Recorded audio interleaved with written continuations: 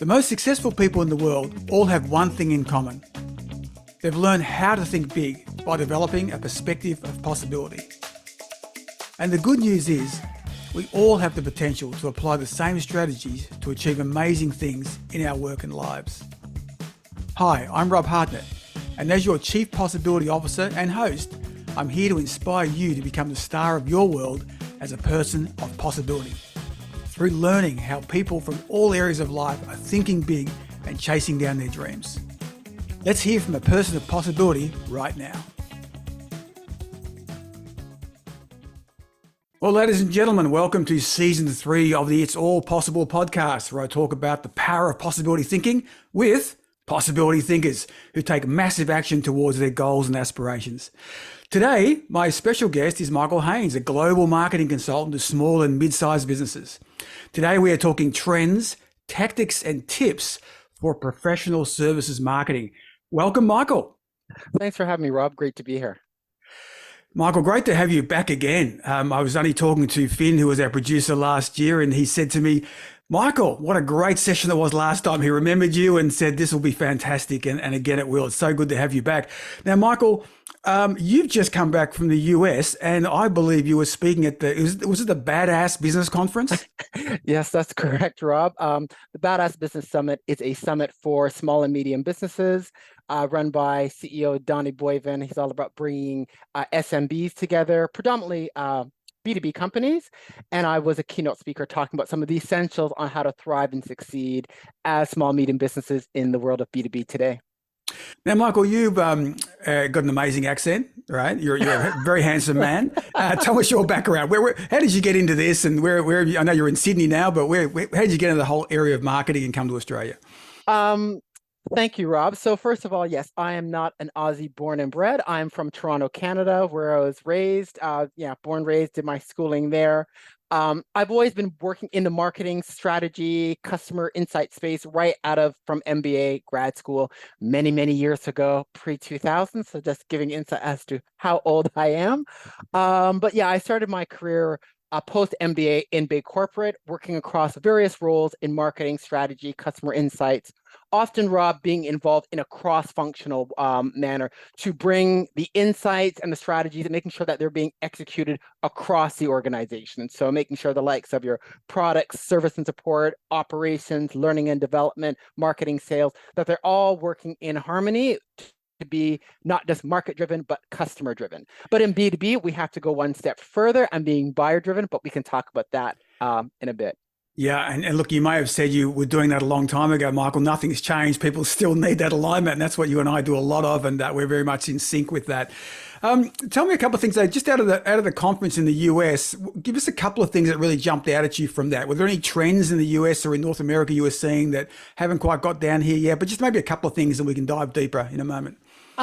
Not from the conference directly, but as you and I have been speaking about, there are some movers and shakers in terms of go-to-market over in the US.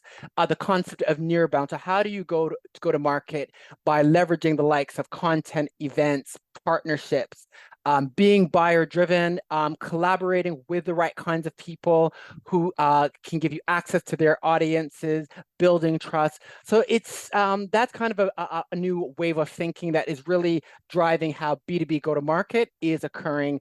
It's really starting to get momentum in the US. But it's something that we definitely can adapt here. There's a big focus on tech companies, Rob, but it is applicable to all of us operating in the B2B space where we have to be dealing with buying committees, and we're trying to find out what are some of the new ways to really engage with and connect with B2B buyers, because it's a lot harder now than even 2 to 3 years ago. I agree with that. I think there's I think it's a lot harder in some ways. I just think it's harder simply because budgets are tighter and things are tightening up, as we know in both economies. I think we're definitely seeing that even more so in the US than here, I actually think, in my reading. But I do think that the nearbound one's a really interesting one. And we'll talk about that. Let's not jump into it too quickly. I wanted to talk, though, a little bit about professional services. Let's get into that because, one of the things is, how is professional services marketing different than product marketing? How do you see that? So professional services marketing is quite different than when you're, marketing some kind of product, let's say like some IT offering, what have you. Because with those kinds of, when you're marketing a product, often, the old tried and true methods of, demonstrations, free trials, those kinds of things, product reviews can work quite effectively. When we're talking professional services, so you're an accountant, you're a lawyer, you're an IT consultant service provider, you're a project management consultant, to give some examples of some of the areas that I work in. You know, the buyers of those services, and particularly as we're selling to other businesses, other organizations, the buyers of those services are looking for expertise, and they're looking for a whole range of services and value adds that they need to be getting. And because they cannot easily undertake a free trial of what it's like for you to execute their whole IT transformation, it requires the way in which buyers buy for professional services is going to be fundamentally different than someone who's buying a product and they can just have that free trial. They can just look at product reviews, look at features and benefits. It's just not as easy given what's involved. I always think one of the challenges for professional services is a lot of the time is you're selling you, aren't you? You actually, it's much easier to sell something that's another product, like something that's a third party you can have an objective look at. But sometimes in professional sales, you're actually professional services, you're actually selling you and your team. So it's very personal. And often I find some professional services people, many of them are what we call technicians. They love doing the doing part. And I guess an accounting partner once said to me, business development and marketing is not the first love of accountants. What do you think about that statement? It is so true, Rob. For a lot of professional service folk, they're very good at their expertise. And that is what clients are looking for. They want the depth of expertise from their accountant, their lawyer, their IT consultant, their project management consultant. They want the best practices. They want identification of new opportunities. They want solutions. However, it is very important as part of your business development that you have to be visible. You have to demonstrate that. So you have to demonstrate your expertise and you have to make that visible. But the key now, Rob, is to make it visible where your buyers are looking for information. And they're doing a lot of self-education and research as part of identifying who are the potential solution providers to meet their priorities and their challenges.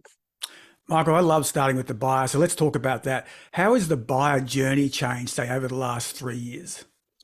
Great question, Rob. So the buyer's journey has changed fundamentally as they're doing a lot more self-education and research. I think the stats say the individual buyer within a buying committee may look at may undertake 6 to 8 pieces of sources or insights. So they may be reading articles and blogs. They're listening to experts. They're now joining groups. So they're becoming members of communities. They're becoming a part of various groups like the CEO Institute, the Executive Connection, mastermind groups. They're attending lots of events.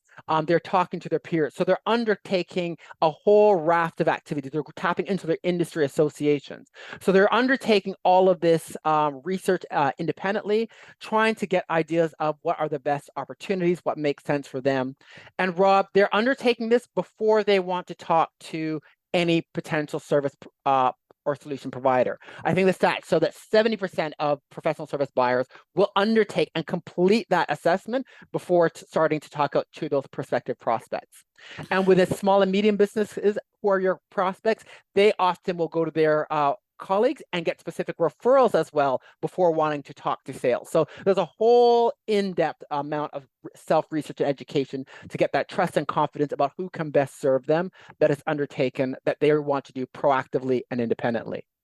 So essentially what's happening is that the buyers are more skeptical, they're less trusting, and they're wanting to arm themselves. And so risk mitigation is obviously a huge thing for them to ensure they're going down the right path. They're talking to businesses like them. They're talking to buyers like them, and trying to actually get more information. So when they do talk to sales, they are actually armed up.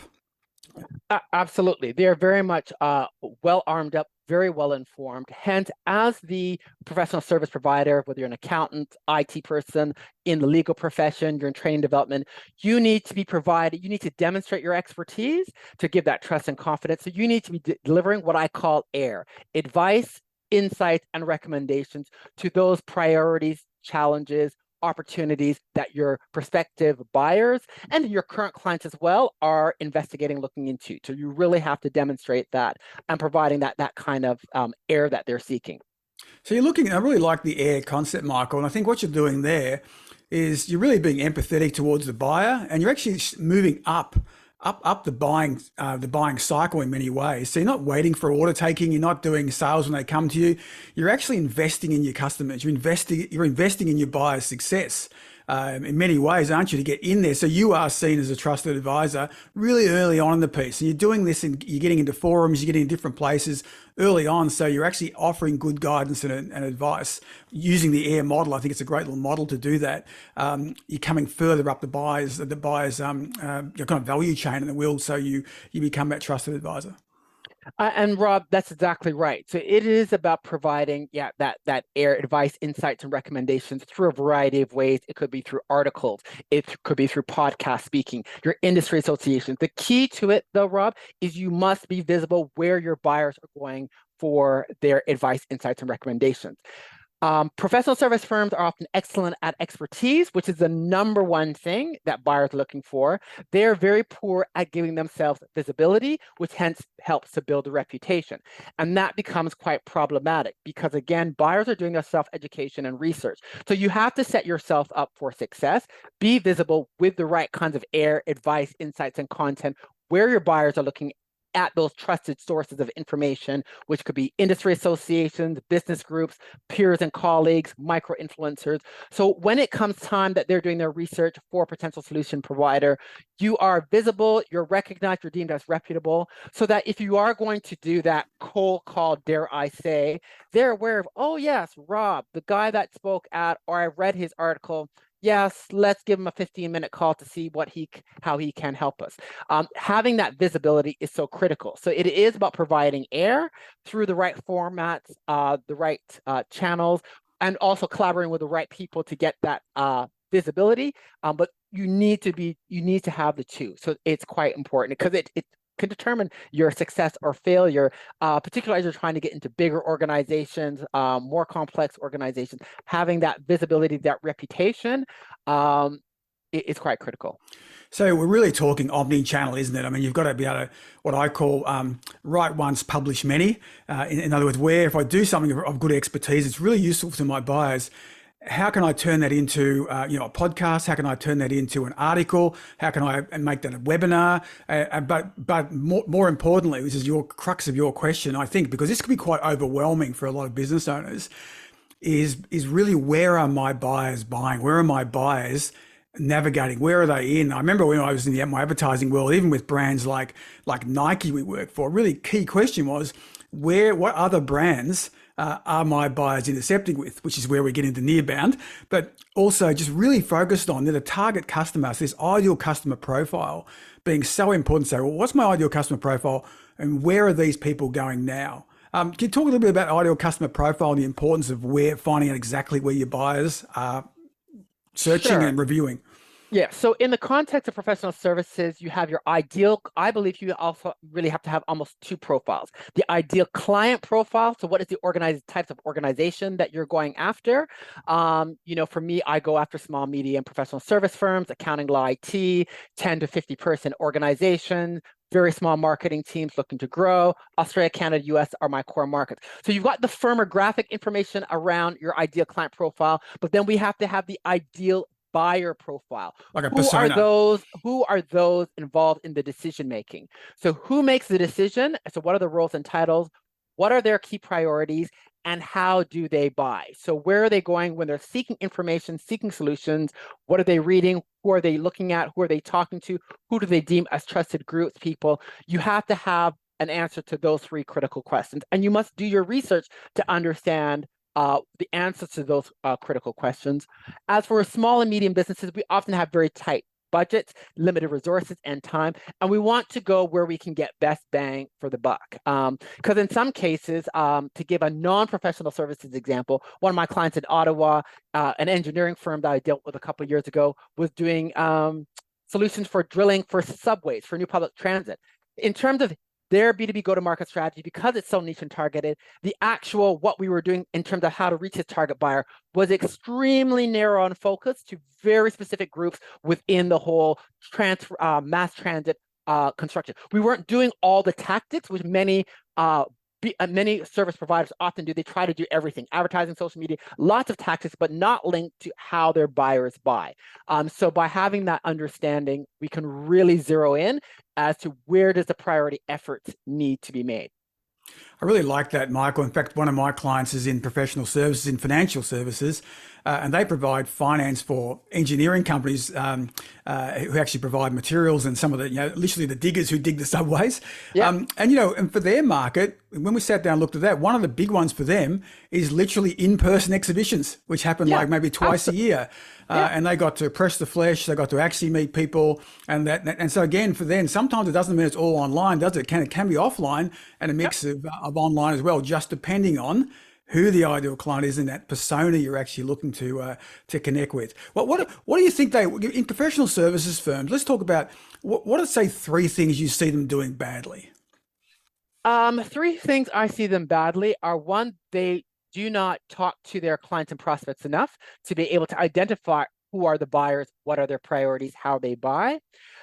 Secondly, I would say there's a big tendency to do the tactics. I'm doing advertising and social media. Okay, well, why are you doing advertising and social media? Who are your buyers? With regards to social media and with regards for us as professional services, social media and its relevance has taken somewhat of a dip, according to the latest research by the Hinge Research Institute. Yes, LinkedIn is still a social channel that you want to be, but it is not to be the focus of your effort, because the amount of effort of where our professional service buyers are going for information, they are going to the likes of talking to peers, they are listening to experts, they're going to events, and doing online research are some of the 4 key areas where they're focusing on. Social media is falling way, way down. So you have to, again, understand, so avoiding that reliance on automatic. I'm not saying not to be on social media, but where to put your core efforts and some of your efforts. You want to be making sure it's where your buyers are, and then, kind of rinse and repeat, and repurpose it and throw it on social media. Absolutely. Putting it in your newsletter, but your buyers are going to third parties, talking people, they're going elsewhere. So we have to make sure we are getting that visibility from an external perspective, from other channels and avenues other than social media and our website, as opposed to just relying on email, social media, and doing advertising as a means to get to our prospects and our clients. I think it's a great time to talk nearbound because, and for those of you listening and finding, hey, this new word's nearbound, and I brought this actually up at the small business conference I spoke at a couple of weeks ago, Michael, and it was quite news for a lot of people there. So the easiest way to describe it, and really tying into what Michael just talked about, if you think about inbound being inquiries in how you handle your inbound inquiries, whether they come via web or your phone, that's an inbound strategy. Your outbound strategy is like Michael talked about. Are you doing emails outbound? Are you doing LinkedIn? What are you doing that's going out to try and reach customers? So outbound is falling away dramatically. Everybody, large brands and small brands, are finding out their outreach, their outbound is nowhere near as successful as it was 3 to 5 years ago. Everyone's finding this. So if yours isn't working, do not worry. Everybody's finding the same thing. But you still have to do outbound. You still have to do inbound. But what is working is nearbound. And nearbound is basically saying, as Michael described a little bit earlier, is nearbound is those people who surround you, those brands, those experiences that your buyers are interacting with and doing things with. And while that's been sometimes called alliances and partnerships in the past, Michael, I think it's now becoming a lot more focus going into it. And we've now got this beautiful term called nearbound. Tell us a bit more about that. So that was a great explanation, by the way, Rob, probably better than I could have done myself. It's this whole concept, again, around our buyers, knowing, who they are, what are their priorities, how do they buy? So what are they using, who are they reading, who are they talking to? And it is about aligning and working with, collaborating with those individuals, those groups, associations, those trusted sources, in order to get access to those prospective buyers that you're seeking, and also to build their trust and confidence. So some of the pillars in terms of your go-to-market as professional services that we should be looking at and thinking in a near-bound way, we should be thinking about content. We should be thinking about events and thinking about micro events as well. So short events, I consider a micro event are those like pretty much 30 to 60-minute short events where you can be providing those advice, insights, and recommendations. And then also partnerships. So thinking about who can you be aligning and working with to create the content, to create these events, some of these micro events, that you can be working with to create the content, to distribute the content. So it's really about, finding those people, those associations, those groups. So these can be your industry associations, your industry experts, the popular podcasts, for example, that folks are going to. These are all trusted places that your buyers are going to for advice, insights, and recommendations. So you want to be, looking to making sure your content is visible within those sources and channels. You may want to be co-creating content with those folks, hosting events there, promoting events there. So really, in my view, the content, events, partnerships, to be buyer-driven, to be air-driven, that really is now the framework and your pillars in terms of your go-to-market approach to really attract, retain, and grow those professional service clients that you're seeking. I really like that, Michael. And I think one of the terms it's been around a couple of years now, but I really think it's so applicable to the near-bound strategy you talked about. And this is a real mind shift for those who are listening and in marketing. Start to think about who, not how. So you want to get to this particular market. You say, look, I want to get to these particular buyer personas they might be in legal, they might be engineering buyers, they might be whoever your buyer personas are. Don't think, how can I get to them? Think, who is already got them? Who is already talking to them? Who, like me, is already involved in this business? Because if you go to the who, that will actually determine the how. So rather than trying to do it all yourself, before you think of how am I going to get there, think who is already there. And if I give an example of the small business conference I was just at as an example, I was just a speaker there, but one of my colleagues, Bill Lang from Small Business Australia, Bill put that together. But when Bill was thinking, how do I get a lot of people there? Who would be a natural partner of mine?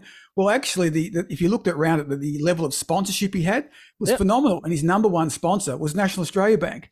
It's a classic example of who, not how. And of course, he's Small Business Australia. The NAB has an amazing amount of small business customers that they deal with every day, but they also want to grow that.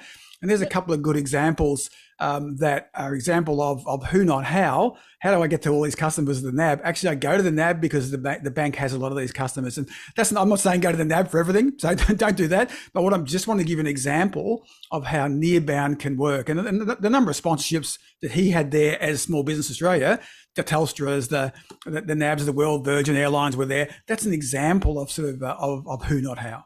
Yeah, and for small and medium businesses, to make it, I guess, a bit more practical for them, because Virgin Australia, these things, National Australia Bank, etc. Think of your industry associations. Your industry associations, in my view, should be your first stop for your target industries. The industry associations within the target markets you're going after should be your first repository, because that is a repository where you can have access to create content, to conduct events, to promote your content, to find people to collaborate, to learn about the needs of your buyers, to learn about trends. So your industry and professional associations, your industry publications are another one. Key podcasts. Okay, podcasts are a big way in which buyers are getting that depth of expertise and learning about new opportunities, etc. So find out who are the leading podcasts that are delivering the advice, insight, that have the audiences that we want.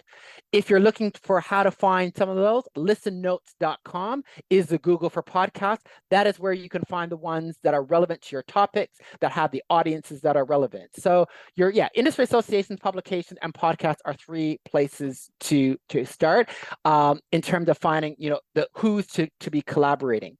One other thing I will add with regards to how, demonstrating your how in your content, in your events, as part of your air is quite critical, because your prospective buyers, these folks are doing a lot of self-education and research. They're looking for depth of expertise. They want new opportunities being identified. They want to know best practices. They want to know solutions to problems. So you really want to be making sure that you're really stepping up and providing some of that detailed how. What's the roadmap? What happens after the sale, how are you going to work with them to achieve their objectives, their key priorities, and address those challenges? So it's the who first, but then the how, and the how via air. That would be And my really priority. demonstrating it too, Michael. I like that idea. And look, I'll give you an example of a client I've worked with who I think does it really well. And they're a small business, and they're in the kitchen renovation business, but they use their social to do this as well as partnerships.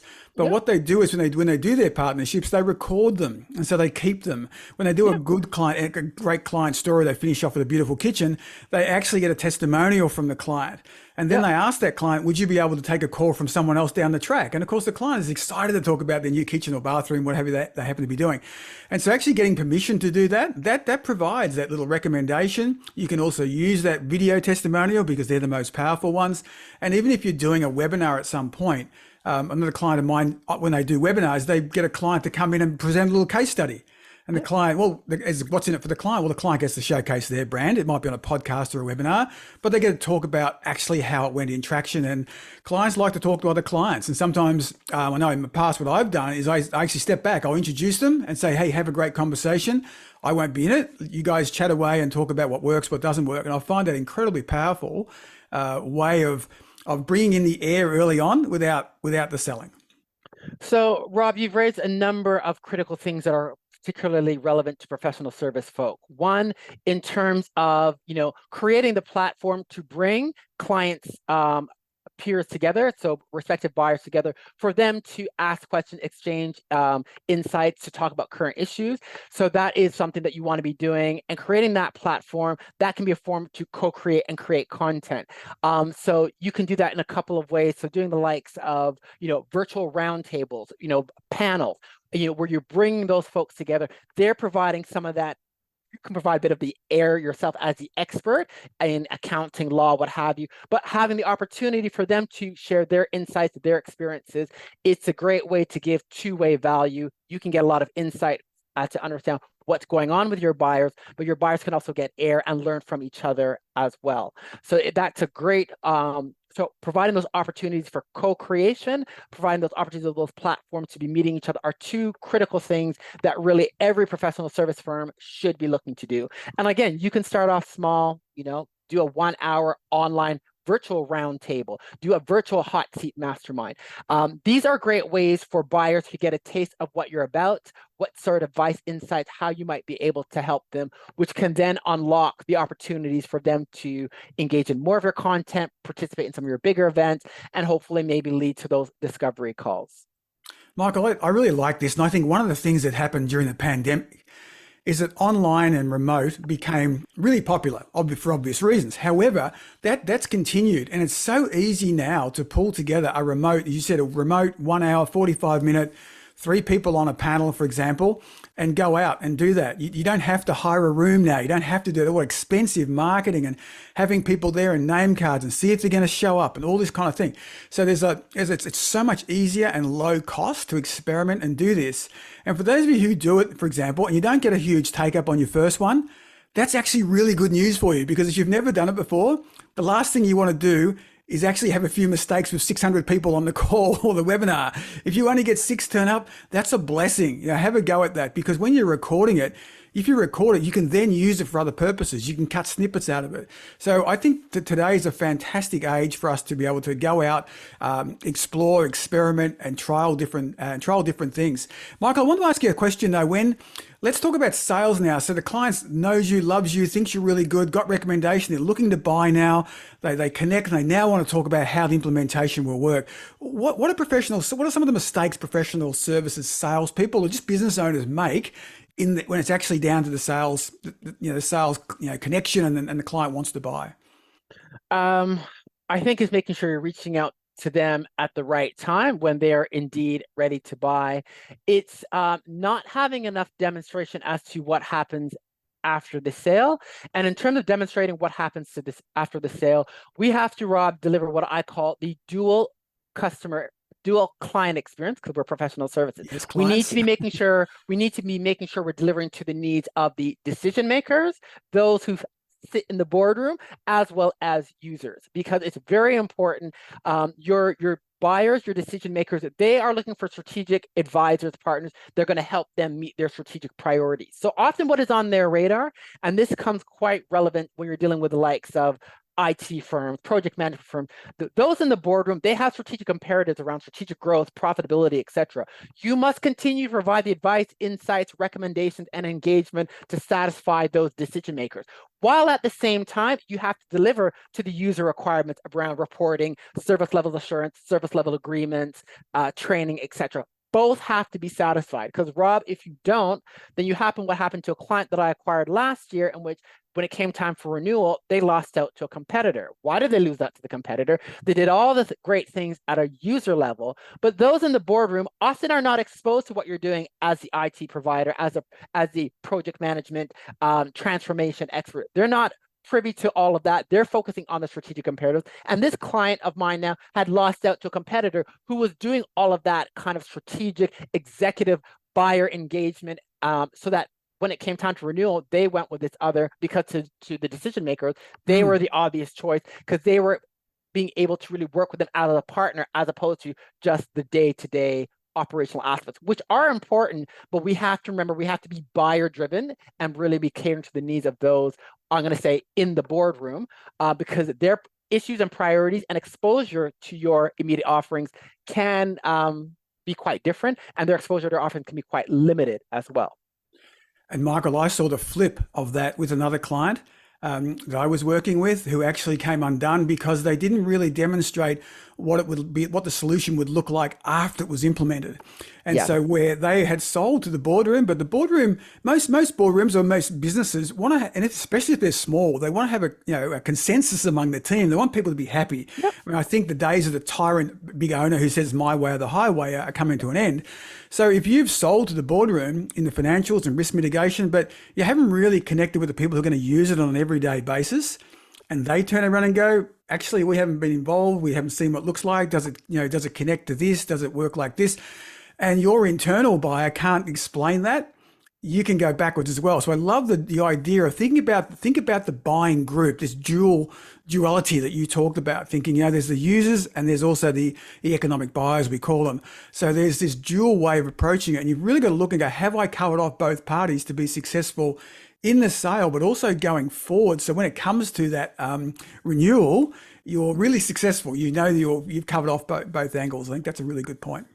And great points that you've raised, Rob. And again, your sales process has to involve the development of that mutual action plan. You have to demonstrate as part of your sales process, when you're having those meetings, which you want to be making sure you're covering off the full buying committee eventually, that you're showing what happens after the sale, how you will work with them, how you will support them. You have to give that mutual action plan, that roadmap. That has to be part of your selling process. That is how you win. That is how you will gain confidence that you're going to be able to really be the advisor and partner that they're looking for. And simple things like that, Mike. I know small businesses think, well, how do I do that? One simple way is provide an org chart of your team. Doesn't matter how small it is, but we provide an org chart really early on, and then you go through and say, hey, this is me here, but should we work together? You'll get to meet Kate, you'll meet Jeremy, you'll meet this team. They do implementation. This one does renewals, and so you actually start educating the buyer in many ways, going, oh, I didn't know I'd need that, and how does that work, and what do they do? And you actually take them on a path. And 9 times out of 10, if you share something with a customer or a prospect, they will share back. Absolutely. Right? You say, who else should I be talking to in your organization? So should we be talking to who are your users? And so I think that's giving that investment up front, even when you're selling, like you talked about through AIR. I think that's part of AIR, allows the customer to build some confidence, and you start to share back the other way. Absolutely. And one other thing I want to raise as well is, I don't use the term marketing. I talk go-to-market process, because this is cross-functional. I have a love-hate relationship with the term marketing. So clients who work with me know I never talk in terms of marketing. I talk, what is the go-to-market? Because to succeed in professional services, we are going to involve sales, we're going to involve marketing, we need to have a client delivery team, learning and development could be involved. There's a whole raft of customer success. We're talking, in the IT environment, there's a whole slew of people that have to be involved, working cross-functionally with an understanding of the client, with an understanding of the buying committee, to deliver to the client's requirements. And so it's about working cross-functional. Marketing does have a role to play, but I really get my clients to be thinking about in that cross-functional. We talk in terms of what is the go-to-market plan, not the marketing plan, because this is cross-functional, that we have to be buyer driven. So I always talk in terms of what is the go-to-market action plan and strategy that we need to execute. I really like that. Look, I got a quote from a partner in KPMG, and I know it's a big professional services firm, but I think his comment was really valid for a business of any size. And he said, business development is not a division of KPMG. It's actually something we're all involved in. Absolutely. To some degree. Not everyone's going to be custom, frontline facing, but we're all involved in this process. So don't think it's a division or something someone else does here. We're all involved. Everyone will have a role to play at some point. I take the view that the marketing team is responsible for driving and developing a lot of that but working cross-functionally with some of the other areas, operations, service delivery, your client management team, sales. So everyone's going to have a role to play at some point in terms of how we are executing and being buyer driven. Beautiful, Michael. Now, Michael, you've got a couple of things coming up. What's coming up on the calendar for you in terms of events, and how can people get to know you a little more?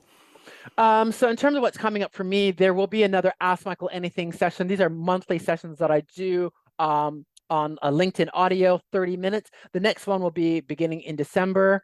So you can get details on my website, listeninnovategrow.com. You and I will be doing a webinar in the new year, further delving into the role of business development for professional services. Because as in professional services, marketing and sales have to really work in collaboration, not just alignment. And often, sellers have to be doers. So we're going to be unpacking all of that as well. So those are probably the two big things that will be coming up. And looking forward to that, Michael, too, because as I like to say, this is the It's All Possible podcast. And we really one of the things I like to do is get people to reimagine possibility.